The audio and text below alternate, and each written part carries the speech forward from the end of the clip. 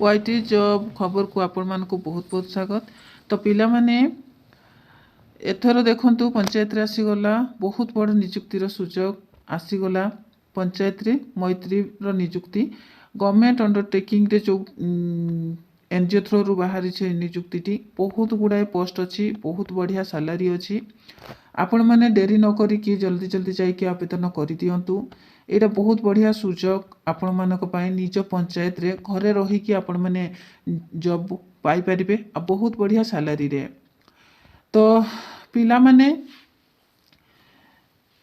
जदि मो चैनल रे आपण मैंने नुआ अछंती ताहले एबे ही चैनल को सब्सक्राइब कर दियंतु। पाखरे थिबा बेल आइकन दबे दियंतु। सांग साथी को सहित शेयर करंतु। शेयर कले वीडियोटी जो माने चाकरी संधान रे थिबे तांको पाई एटा गुटे हेल्पफुल हे परिबो। तो सेति पई समस्त को शेयर करंतु। पाखरे थिबा बेल आइकन दबे दियंतु जतरे कि मोर जते बेले भी वीडियो अपलोड होबो तार नोटिफिकेशन आपण मानक पाखरे पहुंची परिबो आ आपण माने वीडियो देखि परिबे। तो पिला माने चलंतु ताहले स्टार्ट करबा आजिरो वीडियो। तो पंचायत मैत्री रिक्रुटमेंट 2025 पई डिटेल्स रो आसीगला। देखंतु एटा गुटे एनजीओ थ्रो रु रिक्रुटमेंटटा हेबो। ऑर्गेनाइजेशन रो नाम हैला Bharatiya agro industries foundation BAIF government undertaking NGO. तो नेम ऑफ द पोस्टा रहिबो स्वरोजगार मैत्री। एप्लिकेशन मोड रहिबो online mode. All Odisha candidate application टी पकई पारिबे। प्लेस रहिबो ओडिशा रो जो पंचायत रे वैकेंसी थिबो से पंचायत रे अपन मन को पोस्टिंग देबो। बोथ मेल और फीमेल दी जन जाको पकई पारिबे। आउ एप्लिकेशन पकईबार डेट स्टार्ट हो गलानी। अपन माने जल्दी जल्दी जाइए एप्लिकेशन पकई नियंतु।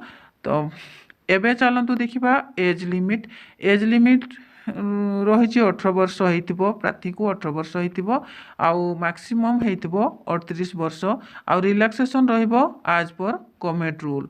आउ जहाँ रिलैक्सेशन अच्छी तो आपण माने जानी चंती। तो जो मानकर एज अच्छी तो प्लीज जाइए आवेदन करनियंतु। सैलरी रे जदि आमे देखिबा देखंतु बहुत बढ़िया सैलरी रही, गुड सैलरी रही। घर पाखरे थाइकी आपण माने चाकरी करि परिबे। तो डेरी न करिकी जल्दी जल्दी जाइए अप्लाई कर दियंतु। बहुत भल सैलरी रे आपण मानकू बहुत भल नियुक्तिर सुजोग नियुक्तिर ऑफर आसी जाइछि। देखंतु मो सैलरी को बहुत भल भाव में देखई देछि जूम करिकी। तो बहुत भल सैलरी अच्छी घर पाखरे थाइकी आपण माने भल सैलरी रे गोटे भल जॉब करि परिबे। एबे आमे जदि देखिबा सिलेक्शन प्रोसेस रहिबो इंटरव्यू आ वेरिफिकेशन ए दीटे सिलेक्शन हेबो। तो पिला माने जल्दी जल्दी प्रिपरेशन आरंभ कर दियंतु। एबे चलंतु देखिबा इंपोर्टेंट डॉक्यूमेंट कौन सब डॉक्यूमेंट दरकार। क्वालिफिकेशन सर्टिफिकेट जहाँ भी आपण पाठ पढ़ी सबूर certificate including the date of birth certificate रे जहाँ अच्छी सेटा। तापरे रिसेंट पासपोर्ट साइज 2टा photo. Caste certificate if any experience certificate जदि भी आपण मानकर को क्षेत्र रे एक्सपीरियंस अच्छी तार सर्टिफिकेट।